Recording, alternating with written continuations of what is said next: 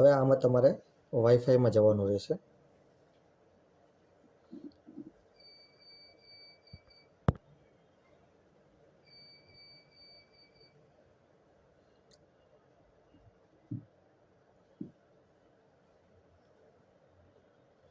Wifi on કરો. MV સિરીઝનું એક wifi તમને જોવા મળશે. એ વાઈફાઈ ઉપર ક્લિક મારી અને કનેક્ટ કરી દેવાનું.